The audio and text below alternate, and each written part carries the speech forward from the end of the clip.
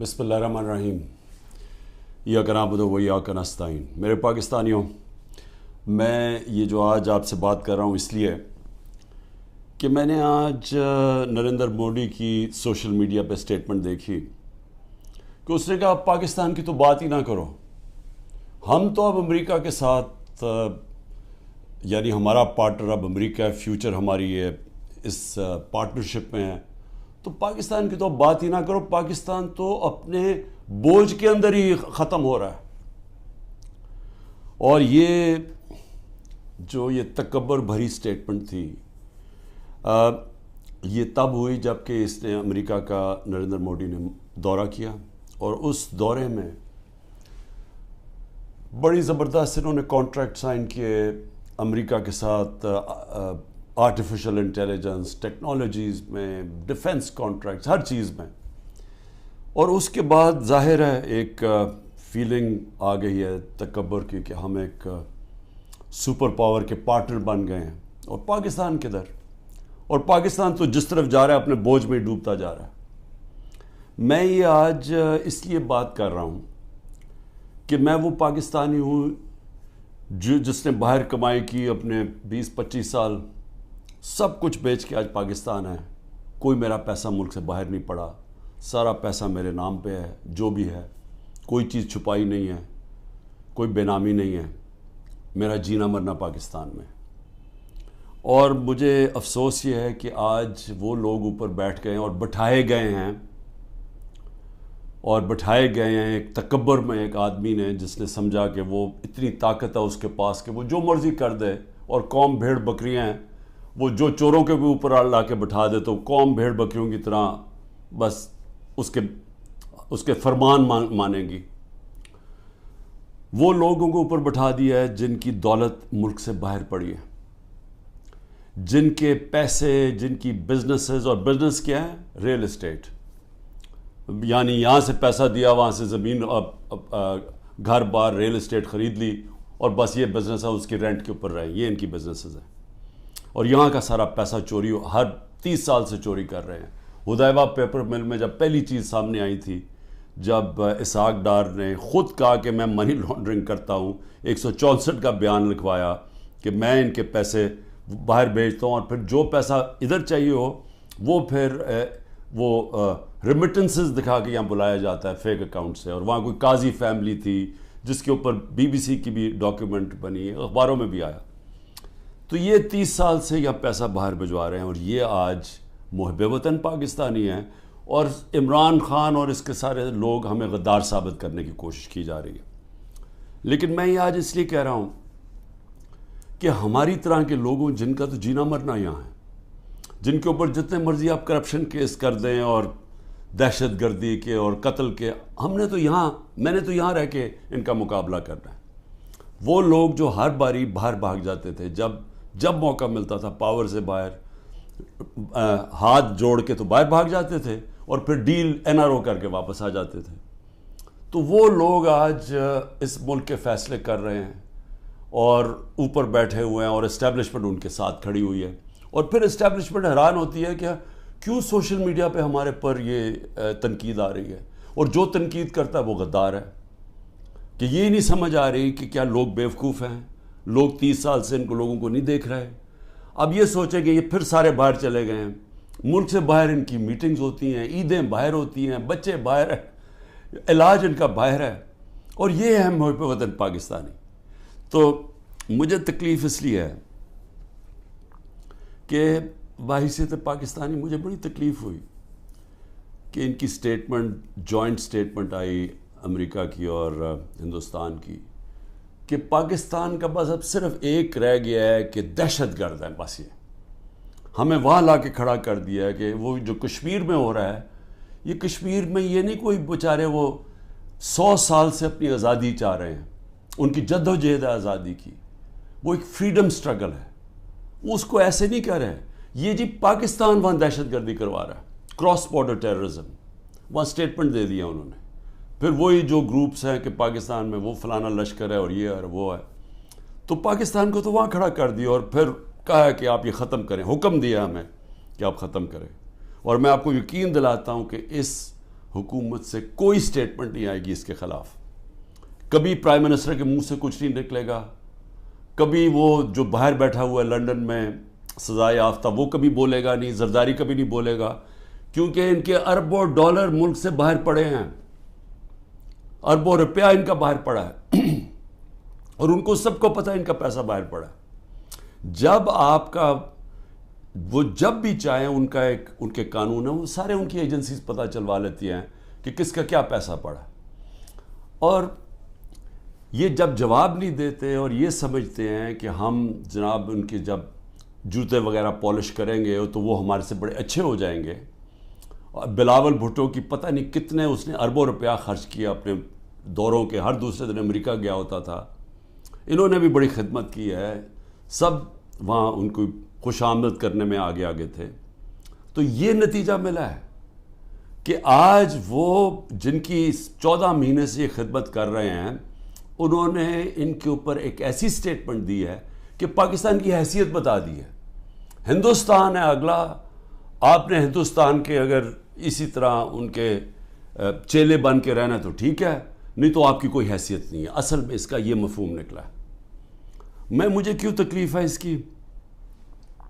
کیونکہ میں سمجھتا ہوں کہ یہ ہمارا جو ملک تھا یہ جس تیزی سے اوپر جا رہا تھا, آپ 60 کی دہائی میں ذرا دیکھیں پاکستان کیسے تیزی سے اوپر جا رہا تھا. ہم جب اسٹوڈنٹس تھے پاکستان میں, اسکول میں پڑھتے تھے, تو ایک کانفیڈنس تھا.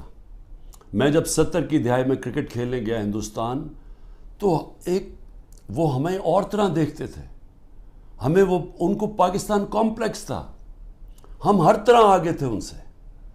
پاکستان کی مثال دی جاتی تھی 60 کی دہائی میں کہ ڈیولپمنٹ ماڈل دیکھیں پاکستان کا کتنی تیزی سے ترقی کر رہا ہے. ہمارے اوپر بلکہ ایک کتاب بھی کسی نے لکھی تھی کہ ایشین میریکل, کہ یہ وہ جو ملک ہے جو سب سے تیزی سے ایشیا کا کیلیفورنیا بننے جا رہا ہے.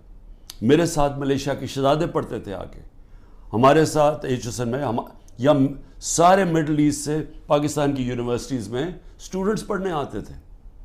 پاکستان کے اندر ایک ہوپ تھی, کانفیڈنس تھا. 70 کی دہائی میں جیسا میں ہندوستان گئے تو وہاں میں اور طرح دیکھتے تھے.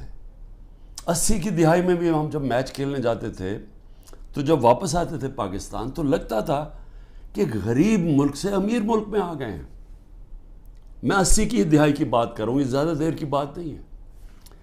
جب سے یہ دو خاندان آئے ہیں 90 کی دہائی سے ہم پیچھے رہنا شروع ہوئے. یہ پیسہ بنانا شروع ہو گئے, ملک پیچھے جانا شروع ہو گیا. اور پہلے ہندوستان ہمارے سے آگے نکلا 90 کی دہائی میں, اور اس کے بعد بنگلہ دیش آگے نکل گیا. جس بنگلہ دیش کو ہم کہتے تھے ایسٹ پاکستان, بوجھ ہے ہمارے اوپر, ہم امیر ہیں, وہ غریب ملک ہیں, وہاں سائیکلون آتا ہے تو ہمارے اوپر ہمیں ان کے پیسے دینے پڑتے ہیں. یہ میں اپنے کانوں سے باتیں سنی ہوئی ہیں. بنگلہ دیش بھی آگے نکل گیا. اور آج یہ حالات ہیں پاکستان کے کہ مجھے افسوس سے کہنا پڑتا ہے کہ ہر دنیا کے جو نیچے وہ ملک جو ایک وقت پہ پاکستان کو دیکھا کرتے تھے ماڈل آف ڈیولپمنٹ, ہم سب سے نیچے اب جا رہے ہیں تیزی سے. اور سب سے جو افسوسناک بات مجھے کیا لگتی ہے, مجھے یہ آگے جو خوف آ رہا ہے کہ اگر ہم نے ابھی اپنا راستہ نہ بدلا اور جس راستے پہ یہ لے کے جا رہے ہیں, یہ جو فیشسٹ رجیم اوپر بیٹھی ہوئی ہے, جس تیزی سے ہمیں اس طرف لے کے جا رہے ہیں, آگے بالکل ہی امید ختم ہونے والی ہے اور یہ بربادی کی طرف ملک جا رہا ہے. میں آپ کو قرآن کی آیت بتا دوں کہ اللہ نے قرآن میں کہتا ہے کہ میری زمین پہ نکل کے دیکھو کتنی قومیں میں نے تباہ کی جو میرے حکم پہ نہیں چلے. اب میرے پاکستانیوں, یہ میں بار بار آپ کے سامنے بات کہہ بیٹھا ہوں, لیکن میرا کام ہے ایک وہ آدمی جو پاکستان کے ساتھ بڑا ہوا ہے, جس کا جینا مرنا اس ملک میں ہے, یہ میں آپ کو بار بار یہ بات بتاتا جاؤں گا کہ ہم اس وقت بالکل تباہی کی طرف جا رہے ہیں. جب میں نے ڈائلاگ کا بھی بات کی کہ جی اسٹیبلشمنٹ آرمی چیف سے ڈائلاگ کرو, وہ مجھے کوئی فکر نہیں ہے کہ میرے عمران خان کو کسی کی ضرورت ہے, یا میں کسی کے کوئی خوف زدہ ہوں, یا میں یہ سمجھتا ہوں کہ بڑا پریشر ہے تو میں اس لیے ڈائلاگ کروں. مجھے پاکستان کی فکر ہے کہ میں یہ پوچھنا چاہتا ہوں سب سے پہلے کہ اتنی جو ہم نے کہا، جس آرمی چیف نے جب مجھے ہٹایا، اس نے کہا جی پاکستان کو آئسولیٹ کر دیا تھا، اکیلا چھوڑ دیا تھا. مجھے یہ بتائیں کہ جب ڈونلڈ ٹرمپ نے ایسی سٹیٹمنٹ دی تھی، پریزیڈنٹ نے، میں جب پرائم منسٹر تھا، اس نے کہا پاکستان دہشت گردی میں شامل. میری ابھی بھی ٹویٹ پڑھ لیں، میں نے اس کو جواب دیا. میں نے کہا پہلے آگاہ کرو کہ پاکستان نے کس طرح کی دہشت گردی کی جنگ لڑی ہے، ہم نے کیسی قربانی دی. اسی ڈونلڈ ٹرمپ نے مجھے امریکہ دعوت دی، اور جو میرے ساتھ تھے، جس طرح کا پروٹوکول مجھے دیا، ذرا بتائیں کبھی کسی پاکستانی پرائم منسٹر کو ملا ہے. اس نے عزت بھی دی، اس کے سامنے میں نے کشمیر کی بات کی. اس نے کہا کہ میں کوشش کروں گا کشمیر کا مسئلہ حل کرنے کے لیے. ان کی جرت نہیں ہے نام لینے کے لیے کشمیر کا. اس کے بعد اس نے سارے میرے اور میرے ڈیلیگیشن کو سارے وائٹ ہاؤس کا خود دورہ کروایا، ٹور کروایا، عزت دی. میں یہ کیوں کہہ رہا ہوں؟ کیونکہ میں مغربی ذہن کو سمجھتا ہوں. آپ اگر ان کے نیچے ان کے سمجھتے ہیں کہ ان کے جوتے پالش کرنے سے وہ آپ کی بڑی کوئی رسپیکٹ کریں گے، وہ آپ کو حقارت سے دیکھتے ہیں. وہ سمجھتے ہیں جو اپنے ملک کے مفادات کے لیے کھڑا ہوتا ہے وہ اس کی عزت کرتے ہیں. میں یہ کہہ کے تھک گیا ہوں کہ مغربی مائنڈ یہ چیزیں سمجھتا ہے. میں جب کہتا تھا کہ وار آن ٹیرر ہمیں امریکہ کی جنگ میں نہیں پڑنا چاہیے، تو ان سب کو پتا تھا جب میں امریکہ گیا ہوں کہ میں نے ان کی جنگ کی مخالفت کی تھی کہ ہمیں نہیں شرکت کرنی چاہیے، کیونکہ ان کو پتا تھا میں پاکستان کا سوچ رہا ہوں. میرے ملک کے 80,000 لوگ اس کے اندر شہید ہوئے تھے، ہماری جنگ نہیں تھی. تو میں جب ان کی تنقید کرتا کہ ان کی جنگ میں نہیں ڈال، وہ سمجھتے ہیں کہ یہ ایک آدمی اپنے ملک کی بات کر رہا ہے. میں نے جب ان کو کہا افغانستان کے اندر کوئی ملٹری سلوشن نہیں ہے، تو ان کے سینیٹر لنزی گرام، یہاں تکڑا سینیٹر ریپبلکنز کا، اس نے پاکستان آ کے بیان دیا کہ عمران خان ٹھیک کہہ رہا تھا، کہ وہ اس چیز کی رسپیکٹ کرتے ہیں. یہ جو جا کے جناب فورن منسٹر بلاول بھٹو ہر دوسرے دن پہنچ کے اچھی اچھی انگریزی بولتا ہے، اس سے وہ متاثر نہیں ہوتے. اور اسی لیے یہ جو فورن پالیسی بنا دی ہے کہ جی ہم ساری دنیا کو ہم ساری دنیا کے ساتھ اچھے اچھے باتیں کریں، ان کو آم کے ٹوکرے بھجوا دیں، اور ہم جا کے ان کے ساتھ بڑی اچھی طرح ان کے ہاتھ پکڑ کے بات کریں، ایسی یہ باتیں نہیں چلتی. آج آئسولیشن ہے پاکستان کی، اس کو آئسولیشن کہتے ہیں. کہ وہ ملک جنہوں نے روس سے تیل نہیں خریدا، ہم نے ڈیل کر لی تھی ان سے، یہ آگے بات تو بڑھاتے. ہماری تو صدر پوٹن نے اپنا انرجی منسٹر بھجوایا تھا میری میٹنگ کے بعد. حماد سے ملاقات ہوئی، میں نے اس کو سمجھایا کہ ہماری یہ سپر سائیکل کی وجہ سے کرونا کے بعد تیل کی قیمتیں اوپر، اور یوکرین کی وجہ سے اوپر چلی گئی ہیں. ہمارے ملک میں، میرے بھی اور غریب ملکوں میں مشکلیں پڑی ہوئی ہیں. اس نے انرجی منسٹر بھجوایا، بات ہو گئی، واپس آئے تو نو کانفیڈنس ہو گئی. کیونکہ جناب یہاں آرمی چیف صاحب باتیں کر رہے تھے، وہاں ان کو بتا رہے تھے جی بڑا اینٹی امریکن ہے اور عمران خان، اور ادھر سے سائفر آ گیا کہ جی عمران خان کو ہٹاؤ نو کانفیڈنس میں. بات بیچ میں آ گئی. تو ان کو تو موقع مل رہا تھا. ہندوستان جب سستا تیل 40% کم قیمت پہ تیل منگوا رہا تھا، تو انہوں نے کیوں نہیں آگے بات بڑھائی؟ کیونکہ یہ غلام ہیں، اور غلاموں کی کوئی عزت نہیں کرتا دنیا میں. اور آج جو فورن پالیسی ہماری جدھر کھڑی ہے، یہ اب آپ کے سامنے دیکھ لیں کہ ہم کدھر ہیں. تو اللہ کا حکم ہے کہ قومیں تباہ ہو جاتی ہیں جب وہ میرے حکم پہ نہیں چلتی، اور وہ میری زمین پہ عدل اور انصاف قائم کرو. یہ سارے اللہ کے پیغمبر جو تھے وہ ایک ہی چیز کہہ رہے تھے، ان کی صرف مشن ایک تھی کہ عدل اور انصاف کی. فرعون کے سامنے جب حضرت موسیٰ تھے، وہ اپنے لوگوں کو انصاف دلوانا چاہتے تھے. وہ غلام تھے لوگ، کیونکہ جب انصاف نہیں ہوتا لوگ غلام بن جاتے ہیں.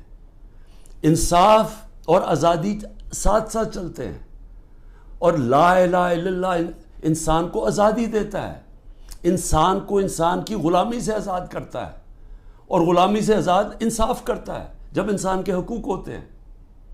تو جو پاکستان میں حالات ہیں، پہلے ہی ہمارا نمبر، یہ جو کریک ڈاؤن سے پہلے 140 ملکوں میں پاکستان کا انصاف کے انڈیکس میں ہم 129 تھے. جب سے یہ کریک ڈاؤن ہوا ہے، اب تو ہمارا نمبر ہی کوئی نہیں پتا. اب تو ہم بنانا ریپبلکس میں نیچے شامل ہو گئے ہیں. اب تو ہم وہ ملک ہیں جو کہ دنیا میں جدھر جنگل کا قانون ہے ہم ادھر پہنچ گئے. سارے پیغمبر اللہ کے انسانی معاشرے کو انسانی تب بنتا ہے, انہوں نے یہ ان کا پیغام تھا جب وہاں انصاف ہو, عدل اور انصاف ہو. نہیں تو جنگل کا قانون ہوتا ہے جس کی لاٹھی اس کی بھینس, مائٹ از رائٹ. اب پاکستان میں جو آج قانون لے آئے ہیں, مجھے بتائیں اس کا کیا مستقبل رہ گیا. اب آج مجھے بتائیں کون پاکستان کے اندر آ کے اپنے پیسے انویسٹ کرے گا. مجھے بتائیں وہ اوورسیز پاکستانی, میں کہہ کہ تھک گیا ہوں, وہ ہمارا سب سے بڑا اثاثہ بیٹھا ہوا ہے. آپ ذرا سوچیں تو صحیح وہ آج کیا کر رہے ہیں. ذرا اوورسیز پاکستان کی کوئی ان کی رائے تو لے کہ وہ آج پاکستان کو کیا کہہ رہے ہیں, وہ کس طرح پاکستان کو دیکھ رہے ہیں. تکلیف میں ہیں کہ ملک کو بنانا ریپبلک بنا دیا ہے. اور تو چھوڑیں وہ انویسٹمنٹ کیا لے کے آئے گا, ان کا رشتہ دار باہر بیٹھا ہوا اوورسیز پاکستانی کوئی ٹویٹ کرتا ہے, تنقید کرتا ہے یہ جو ہو رہا ہے پاکستان میں, تو جو ٹویٹ کرتا ہے اس کے رشتہ داروں کو پکڑ لیتے ہیں یہاں. یعنی یہ کس قانون کے تحت؟ یہ تو ہٹلر کے جرمنی میں ہوتا ہوگا اور یہ اسٹالن کے USSR میں ہوتا ہوگا کہ جب وہ کچھ بھی کر سکتے تھے کلیکٹیو پنشمنٹ. یا اسرائیل کرتا ہے فلسطینیوں سے کہ ان کے ایک ہوتا ہے تو ان کے گھروں میں آ کے دوسروں کو کلیکٹیو پنشمنٹ دیتے ہیں. یا وہ مقبوضہ کشمیر میں اب کشمیریوں سے ہو رہا ہے. یہ تو کوئی آزاد معاشرے میں تصور ہی نہیں کر سکتا کہ گھروں کے اندر گھس گئے, دروازے توڑ دیے, چیزیں لوٹ لی, جو چیز پڑی ہے وہ جو اٹھائی نہیں وہ توڑ دی.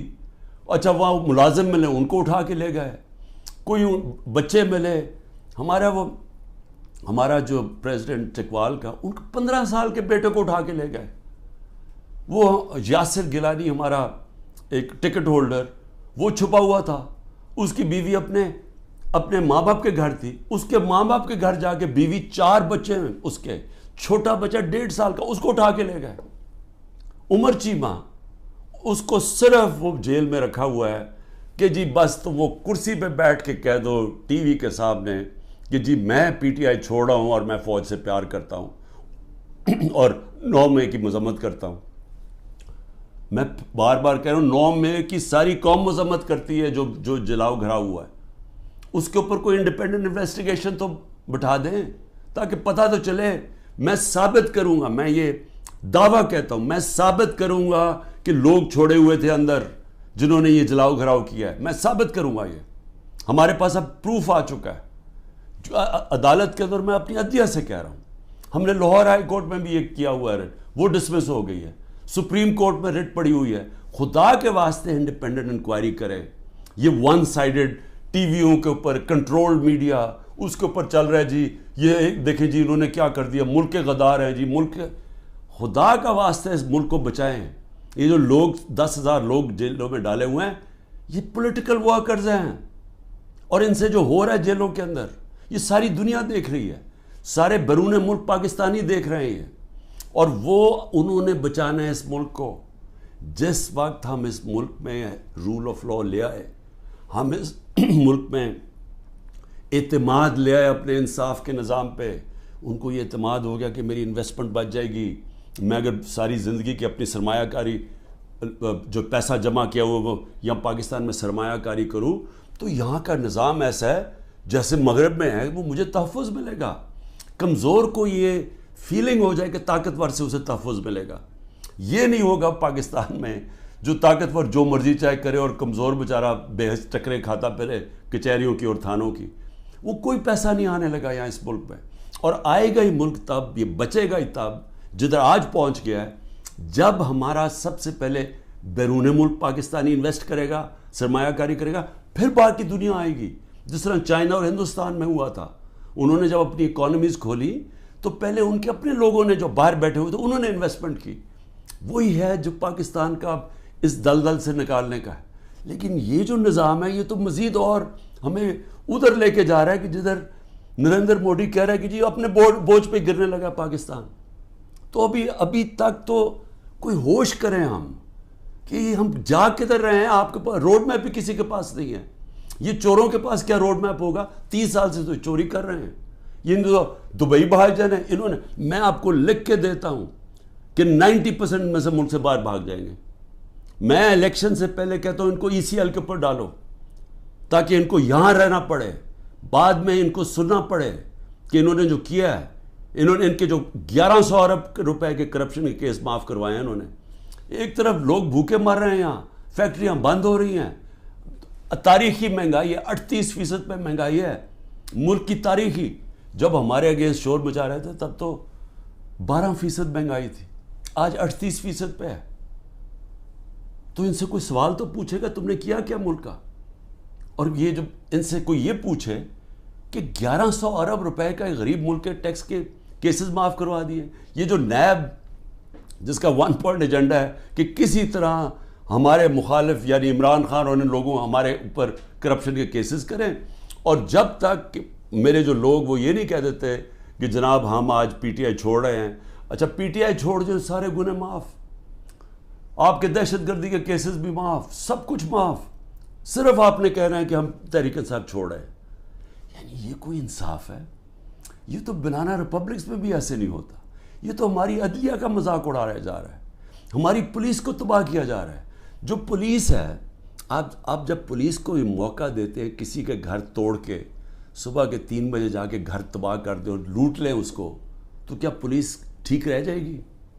دنیا جس پولیس کا کام ہے حفاظت کرنا لوگوں کی جان اور مال کی, اس کو آپ کہہ رہے ہیں کہ لوگوں کا مال لوٹو جا کے.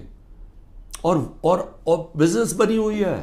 ہاں جی, جیو فینسنگ میں آپ کا نام آ گیا, اچھا جی آ جائیں آپ کو, کیونکہ نامعلوم افراد میں انہوں نے 20,000 کے نام دے دیے, کسی کو بھی پکڑ لیں, اسے کہتے ہیں اچھا جی آپ کا نام آ گیا. 15 لاکھ ہے گوئنگ ریٹ, وہ پولیس والے کو اگر 15 لاکھ نہیں دیتے پھر بات چیت ہوتی ہے اچھا جی 20 لاکھ پہ فارغ کر دیں.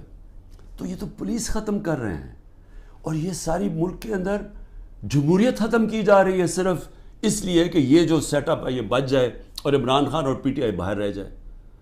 میرا آخر میں صرف یہ اپنی قوم سے کہوں گا کہ دیکھیں قوموں کی زندگی میں اونچ نیچ تو آتی ہے, لیکن جس طرح اللہ کہتا ہے کہ میں قومیں تباہ کر دیتا ہوں جو میرے حکم پہ نہیں چلتی, تو ہم تو اب تباہی کی راستے کو بڑی تیزی سے جا رہے ہیں.